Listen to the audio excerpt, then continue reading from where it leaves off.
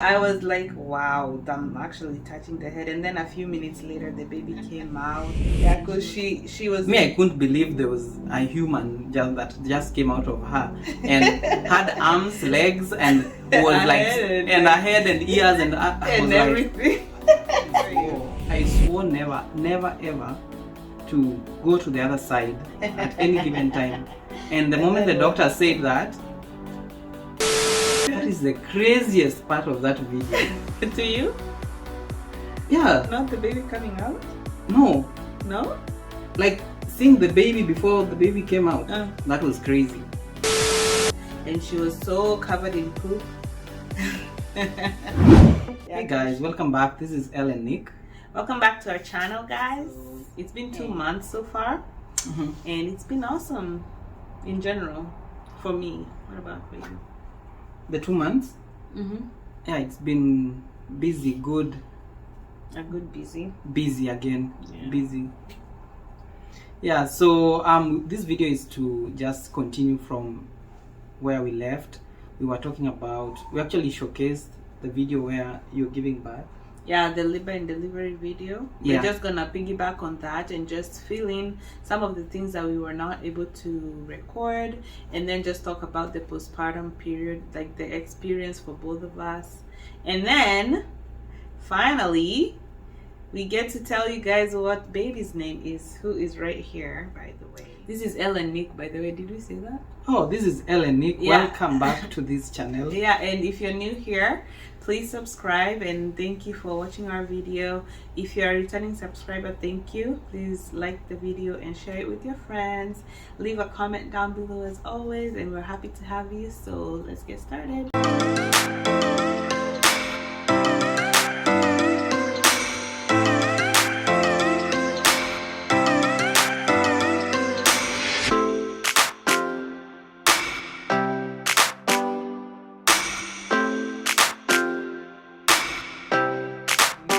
So I think we're gonna start from the induction. We didn't include everything, but I just wanted to put it out there that during my induction I did get Pitocin, which is used to make you have strong contractions that help the baby engage and dilate your cervix as it should be, and then eventually you deliver. So that's the medication that was used after the Cook's catheter. I think we forgot to put that in there. And then I also got epidural, guys. I couldn't handle the pain. You've mentioned very technical terms that not everyone knows what you just said. Like which one? Like Cook's catheter. Oh, the Cook's catheter. Like epidural. Not everyone knows what it is. Oh, okay. So Cook's catheter, if you watch our labor and delivery video, if you haven't, go back and watch it after this one.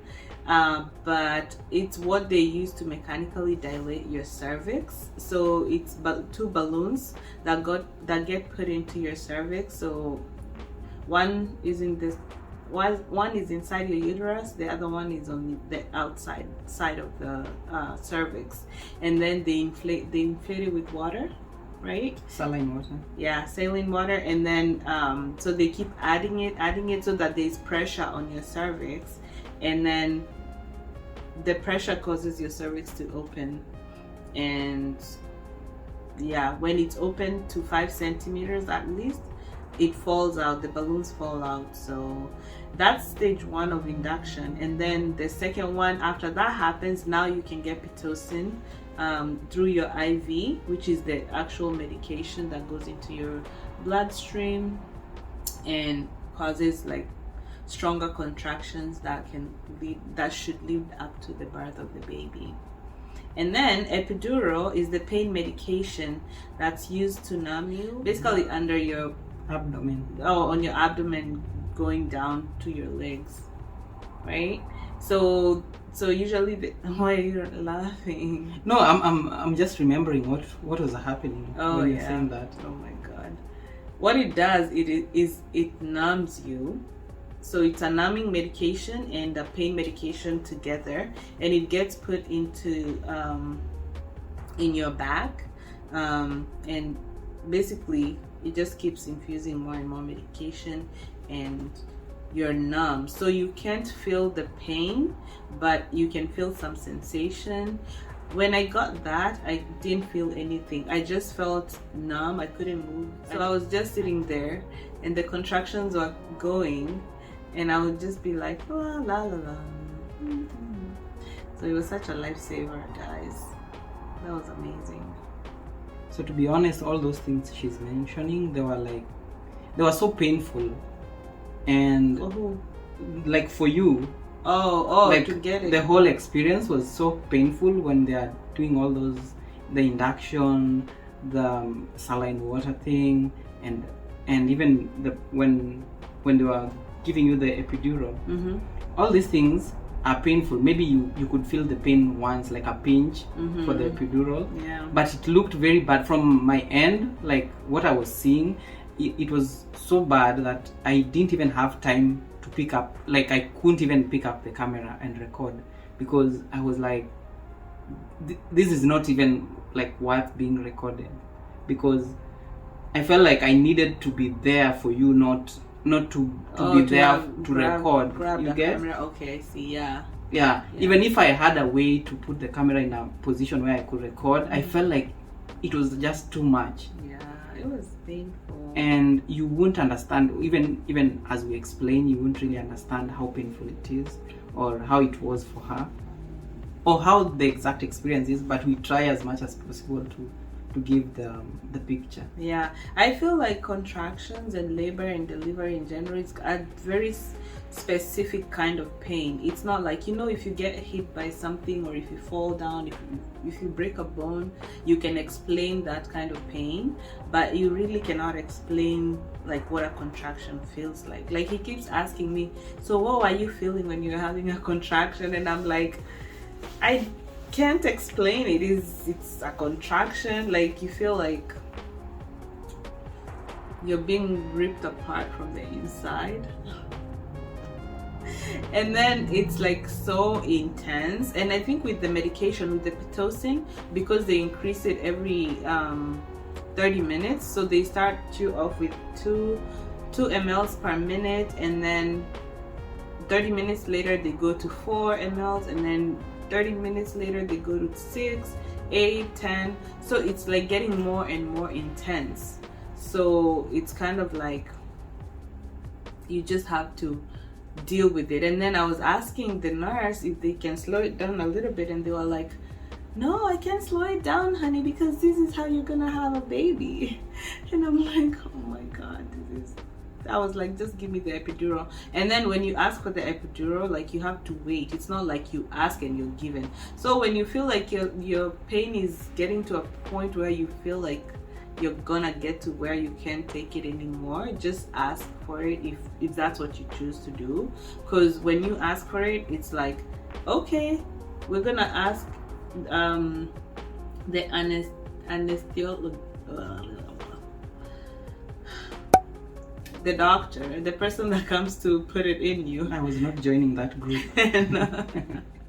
They're gonna ask him to come and do it for you, and he's busy. He's not just sitting down and waiting for you for when you call. So he has to finish whatever he was doing and then finally get to you. So it took like 30 minutes from when I said give it to me now to when like I actually got it. And then when you get it, you don't feel it. Kind of like it works almost right away. You just feel like maybe 1 or 2 more contractions, and then from then on you don't feel anything. So I was on epidural the whole time, like maybe starting 1:30 p.m. I think it was, till I delivered basically.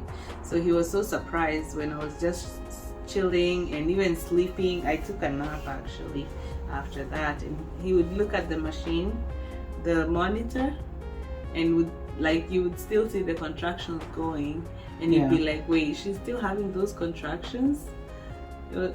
Yeah, I remember since the monitor was there, you could see when it was hitting around 30 to 40. I don't know what the maximum is. I'm assuming it's 100. So when it hits like 30 or 40, you are like screaming and trembling, and you are in so much pain. And at this time, it was hitting 80, 90, and she's just talking or scrolling her phone. So I was like, why? Okay, are you not feeling anything? Because at this point you could have been like almost dying in pain. Yeah, I think the part that maybe missed in the video was the part where you went into a tub. I don't know if that helped. That was before the medication. I think that's the part where I was like, yeah, I can't do this anymore. Yeah, it was so painful for her because you couldn't even like utter a word continuously. You were just in pain. So this was my first experience. I had never seen anyone give birth. I had never watched any videos like of people giving birth, except for maybe 1 or 2 YouTubers who I've watched. But like watching actively because I want to watch and see the experience, no. So this was my first experience, and it was, to me, it was very different. I wasn't aware what I was supposed to do at particular instances, and my savior was the doula who came in, and now she was able to like take over and more of lead in helping her, like in how maybe whatever care you needed and whatever anything that she needed, she was there present to take care of her. And that really helped, because when you are the guy and you're there and you're holding her hand and you feel like even you're not even helping, she's in more pain, there's nothing much you can do, and you're confused because it's your first time. But what I felt the whole experience is just me being there was enough to make you feel like at least there's someone familiar, there's someone who's there for you, instead of maybe staying at home or going to work, then coming after hours when you've given birth and just hold the baby and not really go through the whole experience. Yeah, I definitely feel like it makes a lot of difference when you have your partner with you, because even though you have like nurses and the doula and the doctors, like no one knows you quite the same way your partner knows you. And the person that I felt like after you, maybe the doula, because we had met her before, we had talked to her, she had prepared us, given us lessons, like we'd had meetings here and there, so she was familiar with me, but nobody really knew me. And there was only one person that was allowed in the room, in the delivery room. So having you was definitely helpful, because like you're my family. Like I felt like you're my safety place. Like if I needed anything, I could ask you and you would give me. So because at that time you feel like you're so helpless, you don't have, like, you can't do anything for yourself. Like at this moment, delivering this baby is the only thing that's on your mind. So anything else that you need somebody to do it for you. So it was really amazing having you around. Yeah. And I know it was quite an experience for you, because I know you never thought in your life you would watch somebody give birth. So when I first subscribed to this whole idea of me being in that room, yeah, so my whole anticipation was just to see the baby come out, and I wasn't prepared that it would be so long. The process would be long and extended, and with a lot of drama and pauses and drama and pauses. So when all this was happening, sometimes it was at 3 a.m., 2 a.m., and I was sleeping just in the same room. Good thing is the hospital was providing a small bed, so it wasn't like I was sleeping on a couch. Yeah, that was really nice. It was an actual bed, and yeah, that was good. But the experience was crazy, especially the moment, especially the last 3 hours before you gave birth, when we were going through this experience of whether you're going through C-section or you're going to have a normal birth delivery. That was crazy, because it's a point where it's either she's going to have a cut, or you pray to God that you're able to deliver. Yeah, so what happened was I was having all this pain and everything, and they would check me, and I hadn't changed. Like my cervix was still at 6 centimeters, and then I got the epidural, and they would check me, and I would still be at 6 centimeters, and the baby was not taking the contractions very well. So the doctor came in. I think on the birth and on the delivery vlog, we put a clip where he was talking about, like, we have to consider your safety and baby's safety and all of that stuff, and he was like, we'll just give you more time and just see what happens, but at some point the baby has to come out, because like it's been a long time, like contractions already started, they're like nothing is changing, they're probably in distress because they could see from where they were monitoring. So that's where that conversation came in, and it was even at 4 p.m. nothing had changed. So he was like, all right, I'm gonna go give you some few hours, then I'll come back at 7, and then we'll see where you are, and then at that point it's gonna be one way or the other.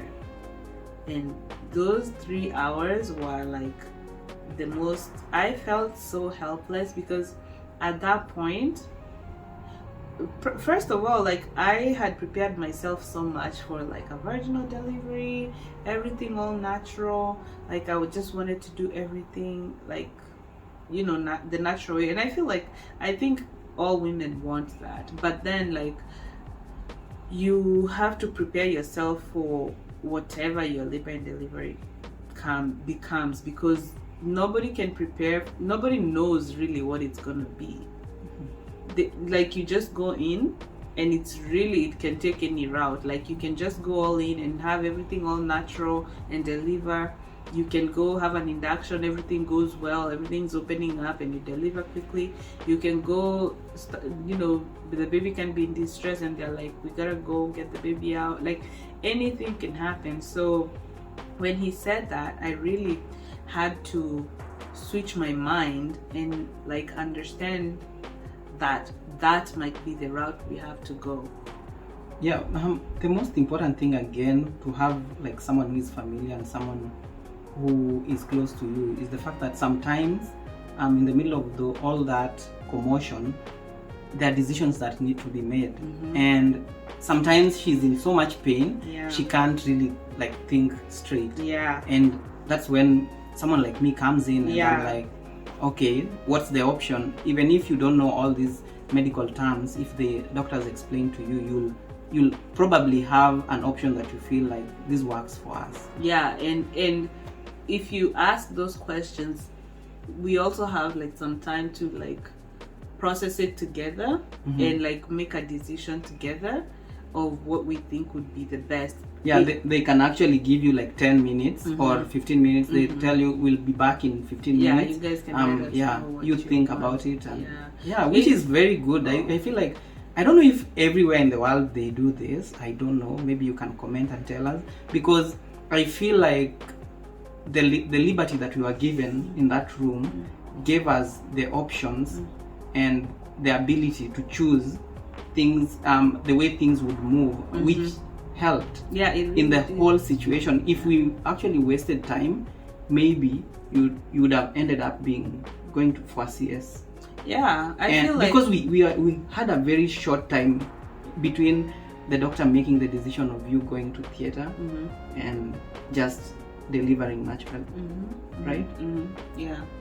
Yeah, I definitely feel like having your partner there is very helpful in those times where you're like, you feel like, first of all, you're in so much pain, you're like, just get this baby out of me. At one point, you remember at one point I said, if they want to cut me, they should just cut me now. Like, you remember? Yeah, and you see, at that point I had nothing to say. I couldn't say no, because I could feel you've gone through the whole journey. Yeah, you know where you are, you know how much struggle and pain and time it has taken, and you're like, I don't know how much longer she'll be able to hold with the strength that she has.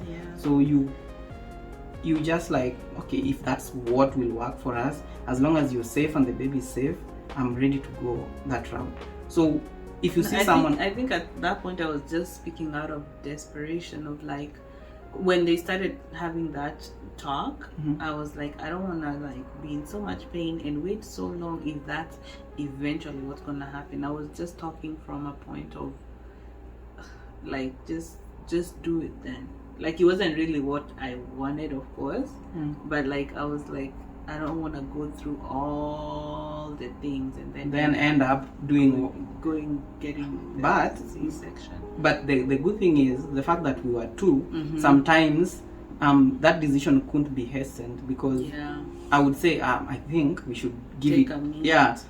If we are able to move from this point to this point, then it means there's a probability that we can actually still go natural. If it's 50-50, we can still fall for this 50 that we wanted. So let's just go on and see what happens. And that actually helped. It was actually very, very helpful to have you there when those times come, because even your doula, your nurse, everyone's telling you all this information, but they say eventually the decision is yours, and those are like some hard decisions at that time that you're like, what do I do? I just want the best for everyone. I want the best for myself, for the baby, everything. So yeah, it was definitely very helpful. So if you're able to have your partner with you in there, please do. And partners like husbands, or just whoever is able to be with the birthing person in there, just be very supportive, because that's a hard time in their life. Like, it's life changing, but it's very, very difficult. So it's not an easy thing. So just be there, be supportive, be understanding. Even if someone is showing frustration, just support them and like be the one to bring them back, to be like, remember, this is purposeful pain. Like, it's not just pain that you're just going through for no reason, or it's not just a regular event in your life. Like, you're actually bringing a human into the world. So sometimes just hearing that, as the birthing person, you kind of like regroup, and you're like, okay, yeah, I can do this. Like, it's still a positive thing that's happening to me. So yeah. And something else that you should remember, these doctors are just humans. And like in our situation, there's a point where it reached, and we had the main doctor and the other doctor. I don't know if she was a training doctor or no, she was a resident. Okay. Yeah. So it reached a point where everything, sometimes she had to confirm with the boss. Let's say this is the boss, this is the doctor, that you have to report everything. And attending. So it reached a point, it was like 3 a.m. I'm like, okay, you keep calling and maybe he's not picking. So we sat down and we asked her to, let us just think, you are a doctor, you are a professional. Let's think according to the way you think. You see, sometimes having this huge layer of decision making where you have to call so many people before you make a decision, sometimes I feel like it may actually make the decision sway in a way that is not a present what's needed on the ground. So that's what happened. And we had to make a decision based on those people who are within, who are present and are currently seeing what's happening. Let's make a decision like within us, not call anyone, and actually it worked. So some of these decisions may, like leaving the mom or the mother to be alone is not the best decision. So to anyone who is pregnant out there and you have someone who can join you in that room, like the entire period, not people who come in and go back to work and someone else comes in, like just the entire period, someone who understands what is really happening. It's important that someone walks with you the whole journey in that room, so that when it comes to decision making, you are able to actually make decisions based on everything that you've seen.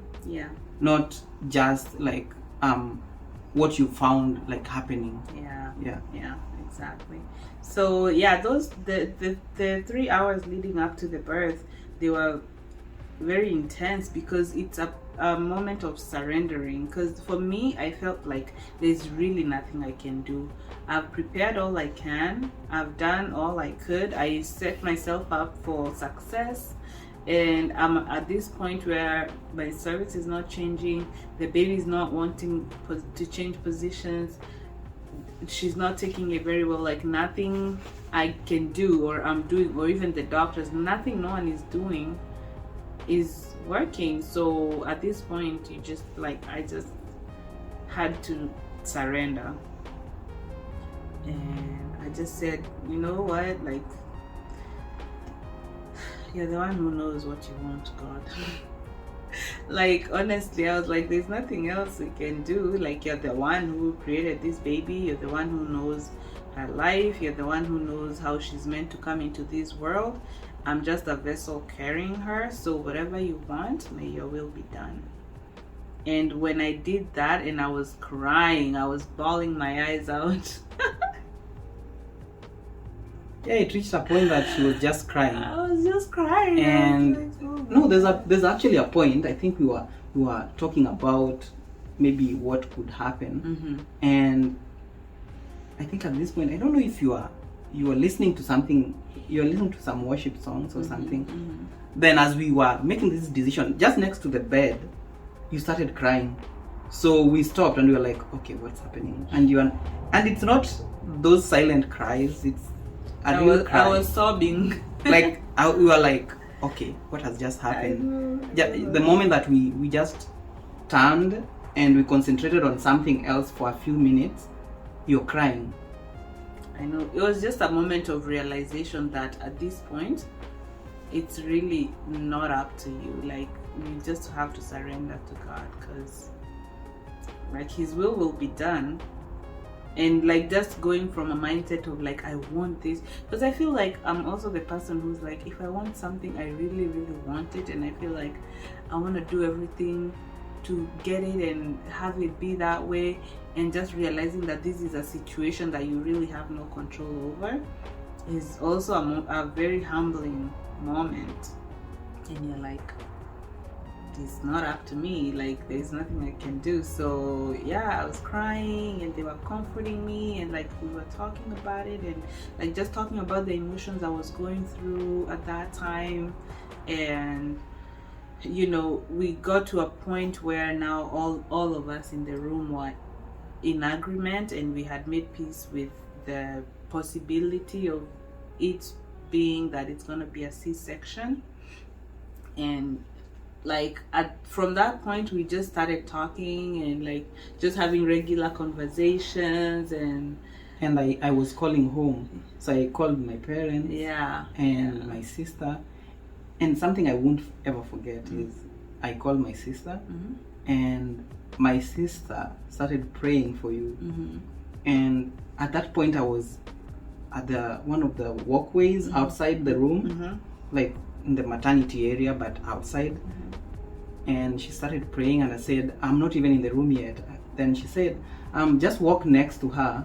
And I said, I think you are talking to either a nurse or something. I can't remember. To the doula or something. Yeah. So she told me, just go and hold her arm, anything, like any part of her body, and let me just complete this prayer. So I just held the phone and I was holding you.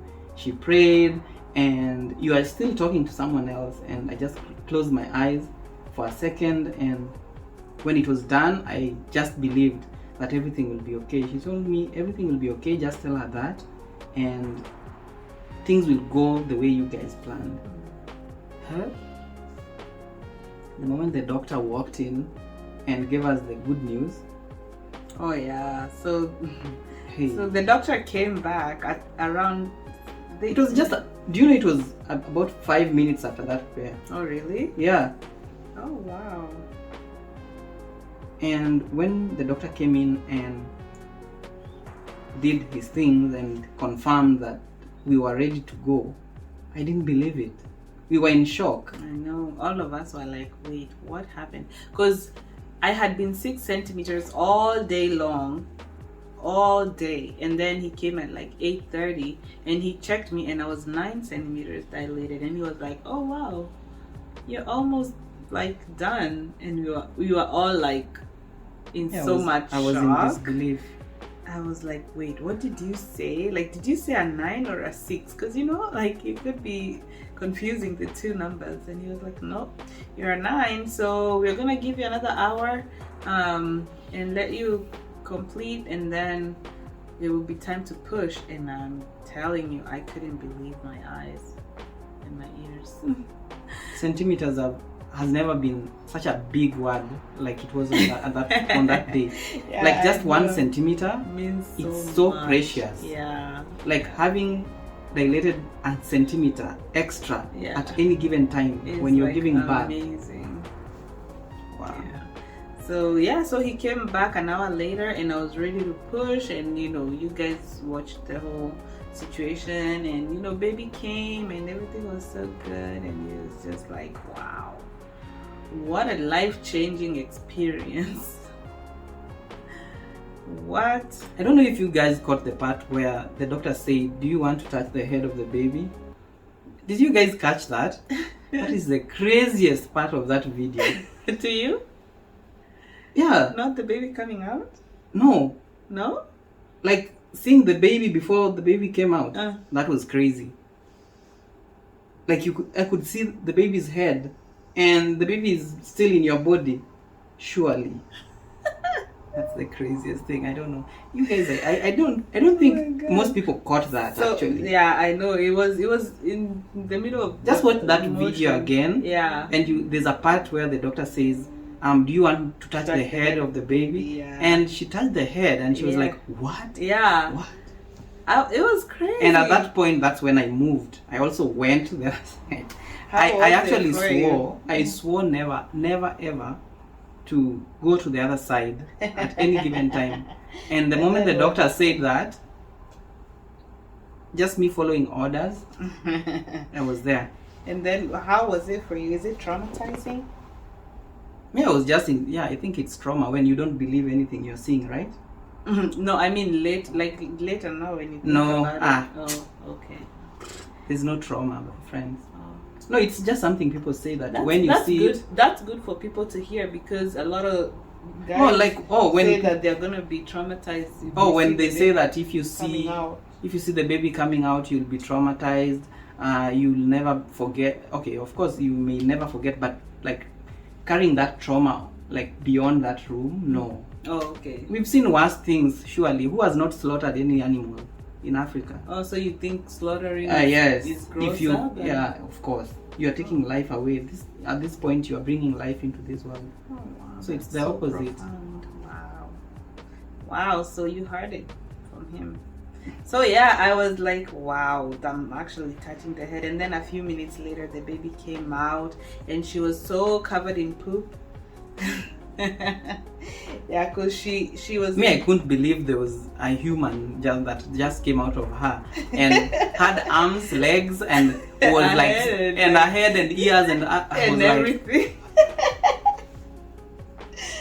In that video, you could just see me. I was just looking. I was in disbelief that that's a human. I know, it was an actual human. Yeah. And she came out, and she took a minute before she cried, and I was just holding my breath. I was like, oh my god, because she pooped inside of me. So when she came out, she was actually covered in poop, and I was like, I hope she's okay. I hope everything is okay. And then in a few minutes, she let out a cry, which was so reassuring. My gosh, like I'd never wanted someone to cry so badly. And when she did, I was like, oh my god, everything is okay, everything is okay. So we held her, and I was just watching everything, because some of these things you are not prepared. Yeah. It's the best feeling to see your own offspring and seeing your baby and seeing that everyone is fine, because even after you actually give birth, anything can go wrong, and maybe you lose more blood more than is required. Then you start passing out. Oh, yeah. So and when you deliver, you're not done, because you still have to deliver the placenta. Oh. But then, like once the baby comes, everything gets so busy, you don't even know what's going on. So they're just like, oh yeah, we're just down here, we're gonna deliver the placenta, and you're like, oh okay, you guys do what you need to do. Let me just mention something. When you started pushing, trust me, I don't know what, but it's like I was waiting for either someone to, like, something to change in the room to know that, oh, now it's a new it's a new phase. We are now pushing. Like they just started, oh, push. Okay, let's try. I thought we were practicing, and it ended up bringing up a child. You see a child coming out, and you're like, oh, so this was it. Yeah, actually, because they dramatize it in the movies, and you're like, oh my god. So you were waiting for I was waiting for that drama.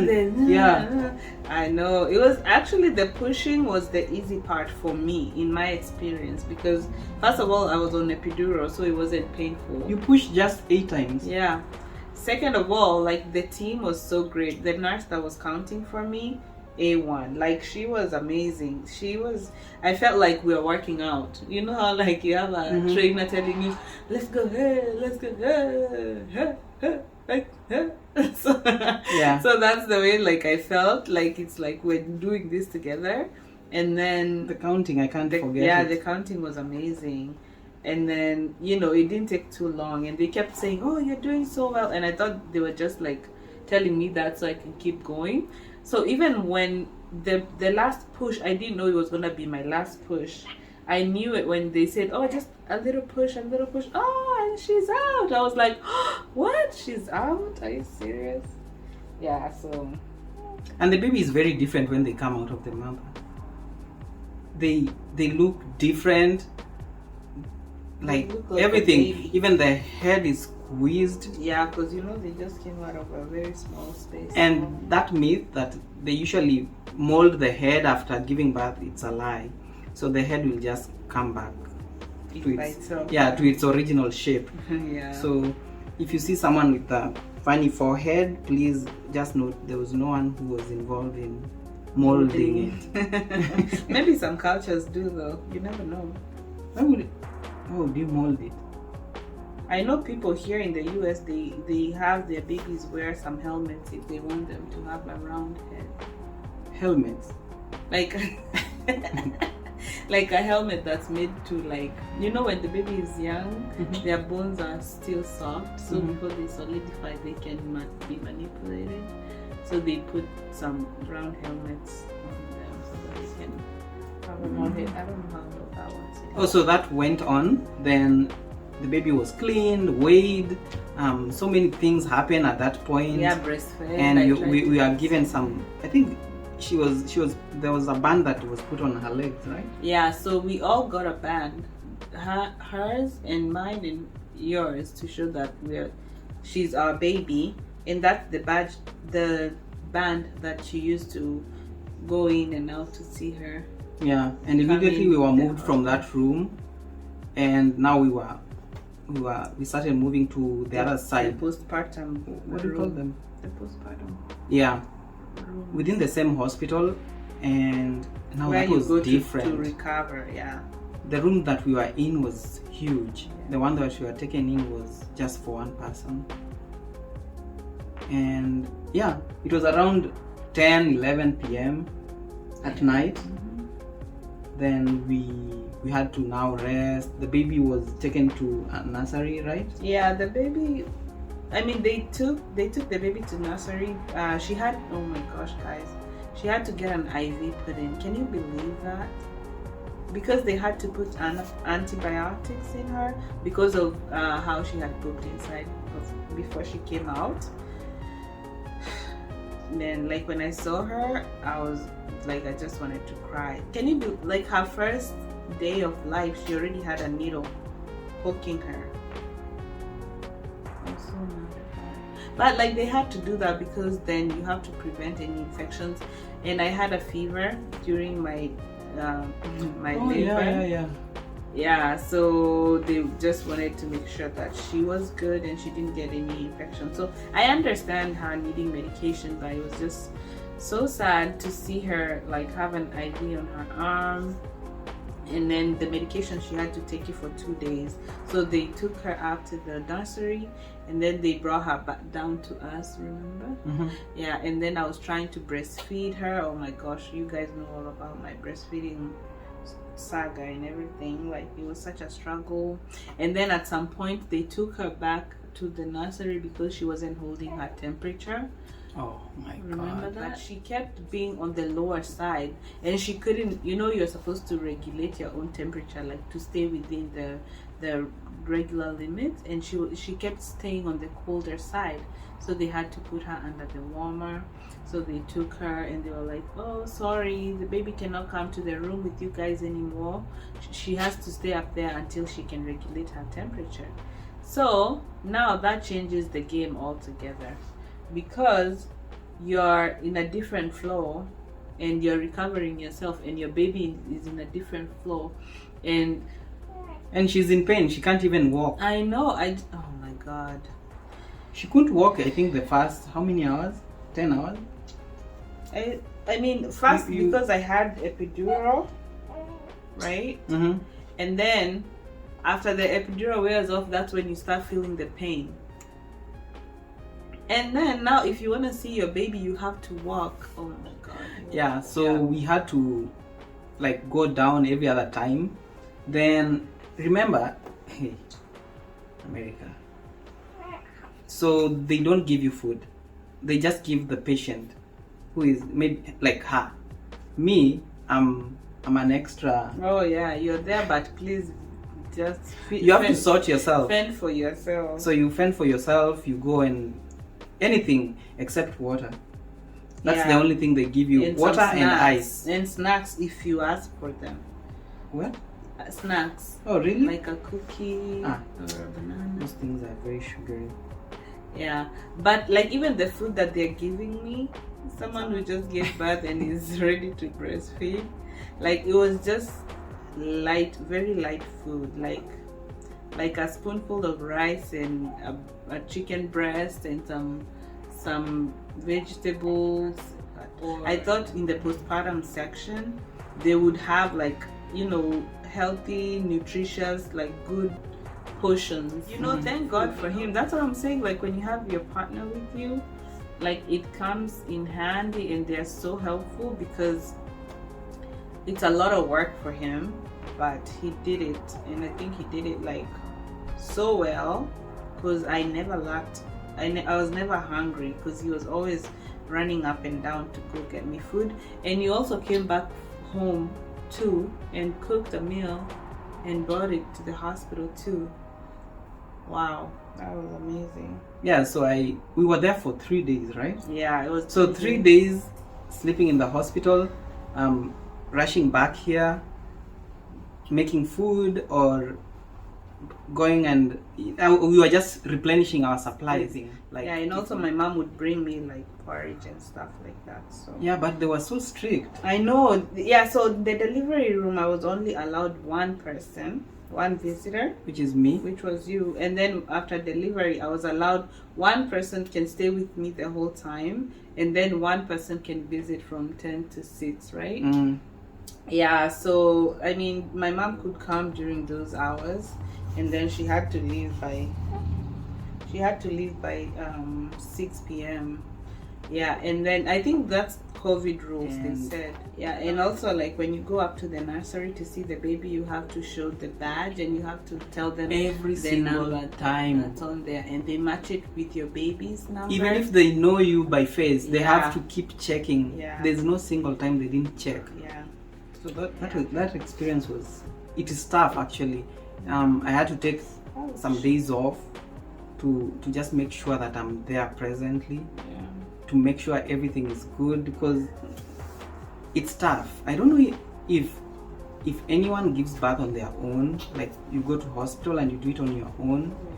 I'm sure it's really hard. It must be a very tough and experience. If you have people like family and they don't come to your aid and they don't sit with you, I don't know how you handle it, but I feel like it's important that you encourage even your family to attend such an occasion with you, right? Yeah, so we went through that and things went on, and the baby was good. Oh yeah, after some days she was able to regulate her own temperature. She was able to feed well, because they also have to check that she eats a particular portion. If it's not over some portion, you are not going anywhere with the baby. Yeah. Yeah. Yeah, but it took some time for her to adjust. I got discharged a day before her, so And she joined me in the troubles that we were going through. I was going through alone, so there was no more food coming to her, and no more food coming to me. Hold on. I don't know why she. Oh, I think she just. She needs a change. Yeah, we can change her, then we'll continue. Okay. Are you ready? Am I funny? I'm that funny? I'm that funny? Huh? What? Yo.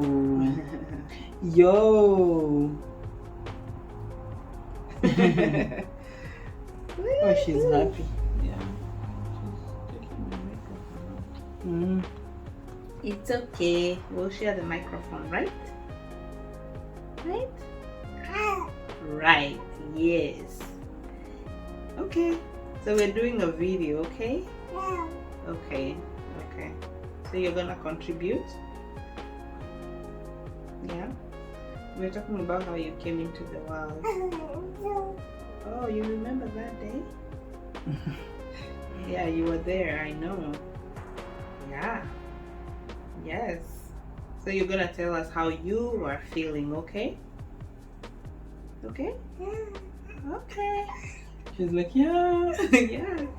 So you contribute to the video. Alrighty. Okay. Alright. So where are we?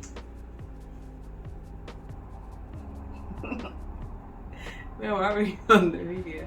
Alright, so welcome back, you guys.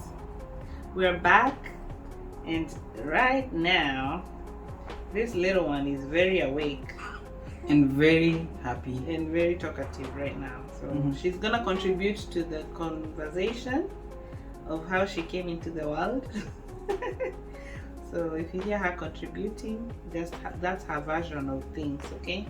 And she's hitting this microphone like no one's business. Yeah. So anyways, where were we? We were talking about like when I was discharged. So imagine in America, you're the mother, they discharge you, but your baby is still a patient, and they're like, oh, you can go home, but your baby has to stay here longer until we discharge her, until she's ready to go home. So then you're left in this place of like, so what do I do now? Do I go home and leave my baby in the hospital, or like, do I continue to stay? And like, if you stay, you're not a patient, you don't have a room, so where are you gonna stay? Do I rent a hotel room close to the hospital? And when you think about that, you're like, I might as well go home, because home is like less than 20 minutes away. And then you're like, 20 minutes away, I'm in so much pain, recovering, I have to come back and feed my baby, at least try. Because if you remember, they were telling me that you should try and feed your baby every 3 hours, or try to breastfeed or pump or whatever. So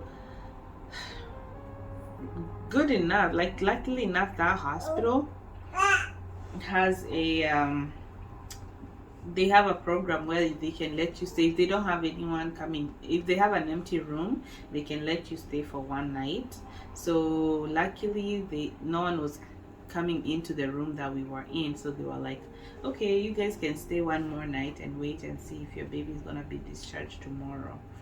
Yeah, but then like, it's just a room. That's when like, now I joined him, I don't have any food, nothing, like, you know, you don't get anything, you just get the room on that last night, on that night that you stay, that they're letting you stay. But it was better than having to go home or going to book a hotel, or just commuting. We start commuting with the rest of the world. Yeah. When in the morning you're coming to work, there's traffic, so we actually thank them for the room. It was free. Yeah, it was free for that night, so it was amazing. I like that they do that. So yeah, so that was okay. And then so we slept that third night there, and then the next day we were able to take the baby home. So finally she was able to hold her temperature, right? And she was able to eat, right? Yeah. And everything was okay. She passed all the tests and everything, and she was a perfect little girl. Yeah. Right? Okay. She just stares at me sometimes. Anyways, yeah, and then so we were able to leave on the third day, and that was good, and we went home. The recovery for me, like down there, it wasn't too bad actually compared to stories I've heard. But like it just once the epidural wears off, which is like in a few hours, then you start feeling the pain, and then they come the next morning and they're trying to see if your uterus is going down, and they do this thing. Oh my god, that was the most painful thing. Like when they would try to find where your uterus is and how it's oriented. Oh my god, I would just say no, because the first time they did it, it was so painful, and I was like, no. Oh, when they were touching? Yeah, they touch you, they put their like the hand on your belly button, and they try to like figure out where your uterus is and make sure that it's going down properly. Yeah, because I think it was going down on one side, so it looked like she was swollen on one end. Yeah, but like if you have to pee, then the bladder pushes it. That way they would be like, go empty your bladder, and then it would reposition. So they want to make sure that it goes back the way it's supposed to.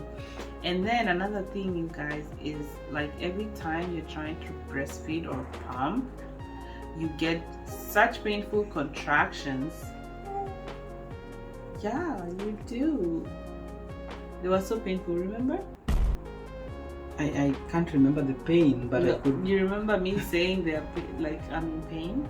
Yeah, you're in pain the whole time. Oh yeah, that was another pain that was specific for that time, because that's what happens. Like that's why they say you wanna breastfeed your baby, because they're gonna help your uterus contract back down to the normal size, like pre-pregnancy size. That's what happens. So when it's contracting down, it's like you're having contractions all over again. But of course they're not as painful as the labor ones, but it's still quite painful. So, but I wasn't in too much pain. I only had a Tylenol and ibuprofen on day 1, right? And then day 2 I had the Tylenol. You had no idea. And then day 3 I asked for a Tylenol, but I never used it because I wasn't in that much pain. So my pain was quite tolerable. My bleeding was good. Like I did bleed for a few days, and I wore those underwears that they give you over there that are disposable. Very huge. Things I never imagined existed. Oh my god. Yeah, they're huge and they're disposable. And you wear that and you put the large pad on there, and then you're bleeding for a while, and then it starts reducing. So I think I bled for like a week and a half, maybe. By a week and a half, like everything was. I think generally it took me about 5 weeks ish to start feeling like I'm back to my normal self. Yeah, so that was our experience, you guys. We just wanted to share. And now for the part that you've all been waiting for. Are you ready to meet the people? Elena. Woo! Elena. Yeah, that's what we named her. Mm-hmm. We named her Elena. It means ray of sunshine. Yeah. And she's been having those rays even in the middle of the night. The sunshine has been shining. Yeah, so tell us what you think about that name. Tell us what you think about that story. Share your experiences with us, guys, as well. And please comment, like, share, subscribe. And we shall see you guys in the next one, where we might show you her, right?